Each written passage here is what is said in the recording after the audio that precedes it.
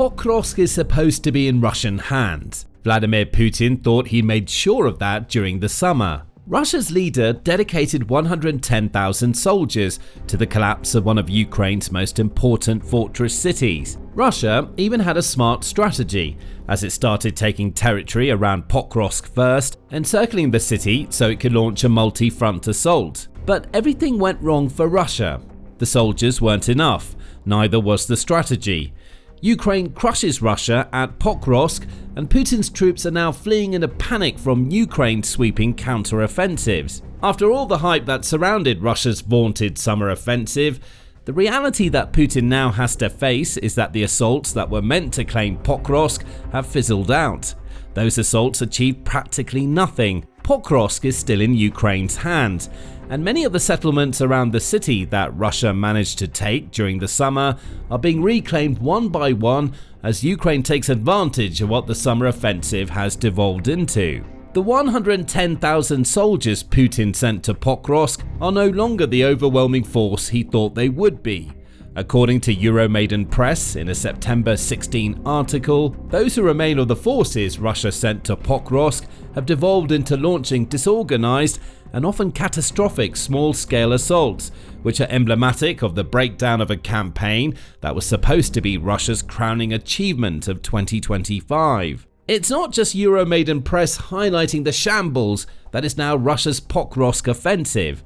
In a September 12 battlefield update, the Institute for the Study of War, or ISW, reported that though Russia's forces continue to launch assaults near and within Pokrovsk, those assaults aren't really going anywhere. No advances were made on September 12, but plenty of information surfaced that Russia's soldiers are growing increasingly desperate. For instance, the ISW says that one Ukrainian assault corps says that Russian troops operating in the direction of Pokrovsk are increasingly using civilian vehicles to conduct troop rotations. This is obviously a bad idea.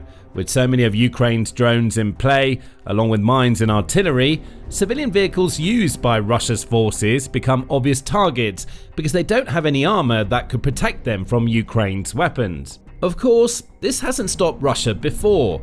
Reports of Russia using civilian vehicles, in addition to motorbikes and even electric scooters for military operations, date back to at least the beginning of 2025, as Al Jazeera reported on the phenomenon in February. Still, their use in and around Pokrovsk reveals just how disorganized Putin's forces have become in the region. Russia's armoured strength has dwindled. Mechanized units like tanks and armoured vehicles are now in short supply, forcing Moscow to lean increasingly on civilian vehicles for its assaults. For Ukraine, this shift creates more opportunities to inflict heavy losses. A vicious cycle has emerged. Each new attack on Pokrovsk further depletes Russia's remaining armour, leaving its forces weaker and more dependent on inadequate substitutes. This is how disorganized Russia's Pokrovsk offensive has become. Russia's disorganization hasn't been helped by a remarkable assault Ukraine pulled off near Pokrovsk on September 8. The Kyiv Independent says that Ukraine managed to destroy several command posts used by Russia's center group of forces in Donetsk, as well as Russia's 41st Combined Arms Army, which operates in Pokrovsk. The latter is obviously the more important of the two strikes, though taking out any Donetsk-based command center is good for Pokrovsk, given that the city is located in Donetsk. Strikes on these military targets significantly disrupt the control of units and subdivisions of the Russian armed forces, the General Staff of Ukraine's armed forces said in a Telegram post announcing the strike. The General Staff also confirmed that Russia suffered several casualties in the September 8 strikes, including losing several members of its command staff who may have been important to organizing assaults on Pokrovsk. Ukraine might wish that it launched its attack just a little earlier. On August 28, one of the facilities that Ukraine struck on September 8 was visited by Russia's Minister of Defense, Andrei Belousov. He received a briefing before leaving the Donetsk sector, and he would have been a massive scalp for Ukraine to claim as it defends itself against Russia's invasion. Still, taking out command centers isn't a bad consolation prize. And now, the effect is being felt around Pokrovsk in the rampant disorganization that is now a hallmark of every Russian assault. So, what's happening in Pokrovsk? The intensity of Russia's assaults against the city has fallen dramatically. For one, the fighting around Pokrovsk has entered a new phase, where the intensity of Russian assaults on the flanks has clearly declined, and their once grand offensive has fractured into scattered, uncoordinated attacks. Euromaidan Press reports. This has been cleared throughout the first half of September. However, declining intensity was also seen during the previous month, as Russia's Pokrovsk forces were clearly starting to wear themselves out after pushing to claim so much territory during June and July. Defense Blog pointed that out in a September 2 report, in which it revealed that the open source intelligence community recorded 5,027 Russian assaults during August. While that may sound like a lot of assaults, as it amounts to about 162 per day, it's lower than the monthly totals for May, June and July. Russia's summer offensive targeting Pokrovsk began in May and saw its biggest gains in June and July. Russia's rate of territory captures also declined significantly in August, as Putin's forces managed to grab just 464 square kilometers, or about 179 square miles, of Ukraine during the month. Again, that's a marked decline of 18% on Russia's gains during July, showcasing how Russia's offensives around Pokrovsk have both slowed down and become less effective at gaining territory. As the OSINT community put it, Russia would only have a hope of achieving the success Putin wants if it commits to more frequent assaults to achieve gains. That isn't happening with this slowdown. And now that Russia's forces have been seen resorting to using civilian vehicles on the Pokrovsk front, it seems unlikely that the disorganized assaults being seen now will pack the punch needed to make any serious gains. Now, part of Russia's issue is that it can no longer manage the massive assaults that it has previously used to grind down Ukraine's defenses in other cities. What remains is little more than small groups probing Ukrainian defenses, seemingly just to avoid a complete halt that would openly expose the failure of the Russian campaign. Euromaidan Press says of the assaults that Russia is conducting now. So, not only are those assaults lowering in intensity based on pure numbers, but they're also losing intensity in terms of power. With armor gone and the number of troops involved in each offensive being so small, any gains that Russia has made during the Pokrovsk offensive are often reversed in short order. Nowhere was that more obvious than when Russia managed to punch a hole into the Pokrovsk front back in early to mid-August. That hole was precisely what Putin had hoped to create throughout the summer. A small contingent of Russia's forces managed to advance about 6 miles north of Pokrovsk, seizing several villages along the way. Russia even resorted to sending Russian soldiers dressed in civilian clothing into Pokrovsk. These infiltrators were reported on by the Telegraph on August 13, and they were part of the salient that Russia managed to develop in Pokrovsk. However, Russia's small troops' volumes created problems. Chief among them was that having so few troops penetrate Pokrovsk meant that Russia wasn't really able to get into the city. Fortifications can't be built when attackers are so few that they're fighting for their lives rather than building defenses. Furthermore, the hole Russia managed to punch into the Pokrovsk front was narrow, so narrow that reinforcements couldn't arrive at anywhere near the pace that Russia needed them to sustain the one major success that it achieved during the entire summer offensive. Within a couple of weeks of the Russian breakthrough in Pokrovsk, Ukraine had closed the gap and encircled the invading soldiers. Those soldiers didn't last long, and from there, Ukraine has been retaking settlements and villages that Russia thought it had claimed during the summer offensive. In almost every case, the small nature of Russia's troop deployments is coming back to bite it. Sure, smaller units can evade drones and make some progress, but once they're discovered, they're easily eradicated. And now, moving deeper into September, those small units are having to deal with a lack of armor and Ukraine being wise to their tactics. Add the loss of command into the mix, and the result is disorganization to go with the lack of power these assaults contain. All of this adds up to a heady mix of Russian failure. And often, Russia can't attack. Instead, its soldiers have to flee from territory they thought they'd claimed from Ukraine. Nowhere is this clearer than in the settlement of Udachne and Myrnohrad. On the western flank near Udachne, Russian efforts have been reduced to chaotic infiltration attempts without any combined armed support, Euromaidan Press reports. On the eastern flank near Myrnohrad, the story is much the same, with piecemeal assaults ending in abandonment of vehicles and panic retreats under Ukrainian fire. It's that lack of combined arms support that is the real killer for Russia here, just as it was with the August salient in Pokrovsk. Russia's small units are able to make progress, often flying under Ukraine's radar until they're able to stake a claim on Ukrainian territory. But Russia's lack of organization and what appears to be an emerging equipment crisis means that these small units rarely have any backup, with tanks or IFVs only sometimes rolling in and attrition limiting how often they can be deployed. Reinforcements, when they do arrive, often come too slowly or in insufficient numbers to change the outcome. As Euromaidan Press says, Russia's infiltration attempts are chaotic, seeming to lack any of the sort of coordination needed to turn them into successes. Ukraine is taking advantage of this lack of coordination to strike back. On September 2, the Kyiv Independent reported that Ukraine had managed to liberate Udachne from Russia, retaking a town that the outlet says is just 6 miles west of Pokrovsk. All of Russia's positions in the settlement were destroyed by Ukraine's 425th Skala Regiment, with Ukraine capping its victory by raising the country's flag in Udachne. Ukraine achieved this victory by launching a concerted push, Euromaidan Press says. That push saw it clear buildings and encampments of scattered Russian troops, which is where the big problem for Russia lies. Those troops should have been coordinating. They should have been organized enough to regroup once they've broken in Udachne, allowing them to create a defensive line to hold until reinforcements arrived. But with commanders seemingly nowhere to be found, the Russian soldiers were scattered to the point where they were almost defenseless against Ukraine's counterattacks. Russia is still making half-hearted attempts to regain the ground it's lost in Udachne, but its assaults are small and predictable, meaning Ukraine meets them with strong defenses that inevitably result in Russian losses.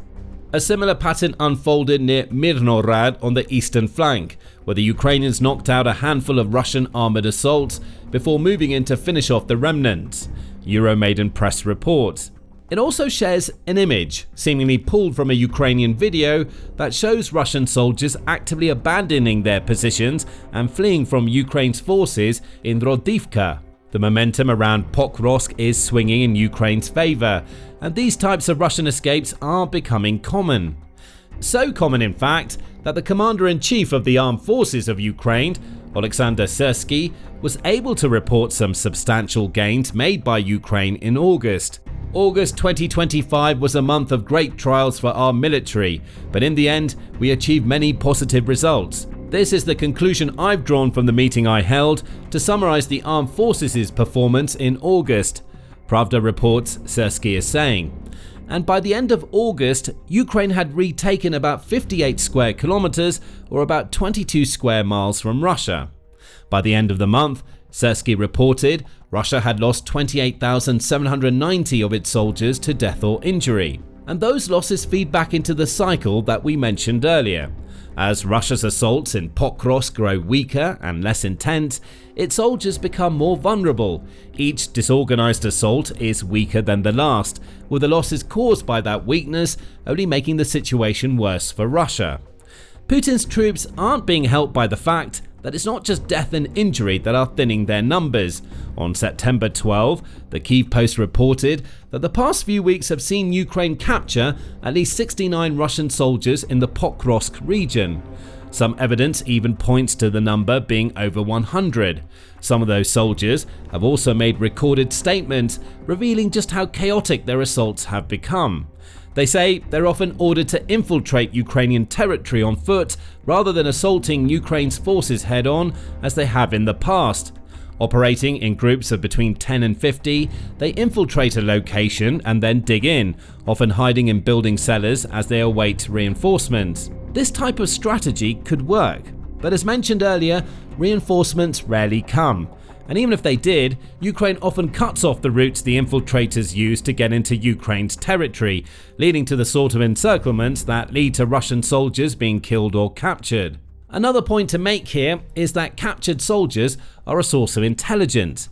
Who knows what Ukraine is learning from those it takes into custody, or how this information is being used to counter Russia as Putin's Pokrovsk offensive crumbles. All of this adds up to a desperate situation for Russia. So desperate that it's resorting to an infiltration strategy that it's tried in several regions before, but has no chance of working in Pokrovsk, sneaking soldiers in through sewers and similar pipelines. It's in this environment of failure that the Russian command has once again turned to bizarre symbolic operations to save face, Euromaidan Press says. The answer, incredibly, was to repeat one of their infamous pipe operations, stuffing troops into sewer systems in the hope of infiltrating Pokrovsk and producing some footage of progress. Videos of Russia running this gambit have even appeared on social media platforms, Meza reported on September 4. Those videos have been verified by Ukraine. It is indeed Russian soldiers that are skulking around in the Pokrovsk sewers. Naturally, Ukraine's defenders were worried about this turn of events, especially as Russia had managed to use a similar tactic to achieve some success in Kursk. So, Ukraine consulted an engineer, says military spokesperson Oleksandr. That engineer revealed that Ukraine has nothing to worry about. And he said that this is simply impossible, Belsky said. The pipe diameter is 60 centimeters. The diameter of the pipe through which they moved in Kursk was up to 1.5 meters, and in that pipe there was gas, while this one is an unmaintained sewer. Russia's soldiers are trying to pull an Andy Dufresne in sewage pipes through which they'll never be able to squeeze. Ukraine doesn't even have to bother trying to defend against these sewer assaults.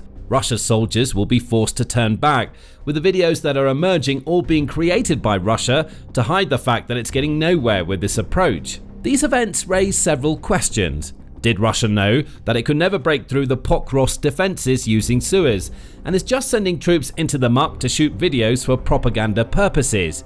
Or are Russia's Pokrovsk forces now so disorganized that they didn't even know that the sewers they were attempting to navigate had pipes that eventually reached a 60 centimeter diameter, making the videos a last-minute attempt to hide their shame?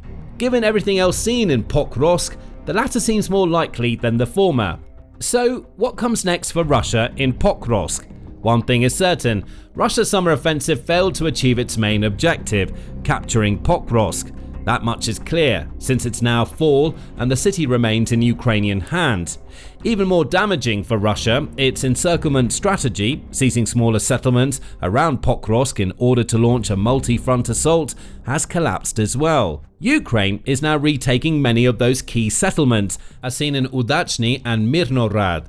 If Russia had managed to keep these types of settlements, a fall assault on Pokrovsk might have ended up being successful, but Russia hasn't, so the fall offensive won't succeed. That's not to say that Russia isn't going to try.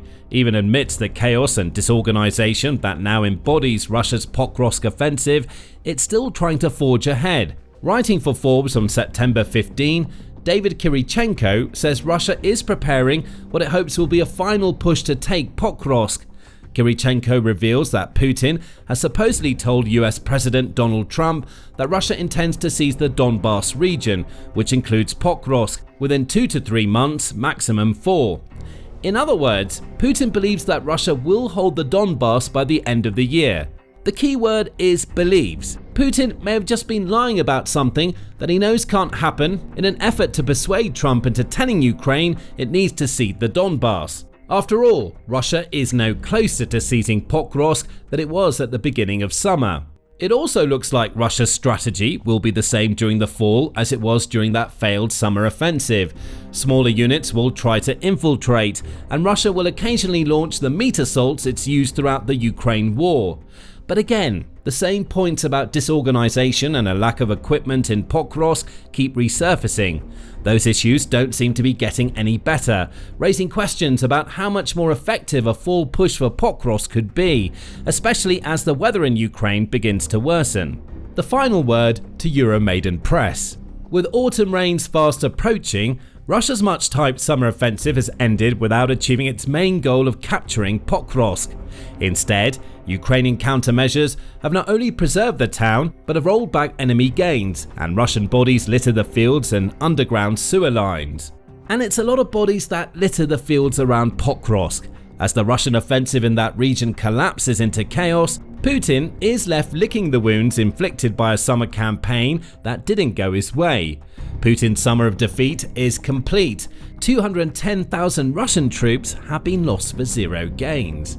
Find out more in our video, and remember to subscribe to the Military Show for more updates on the latest developments in Pokrovsk.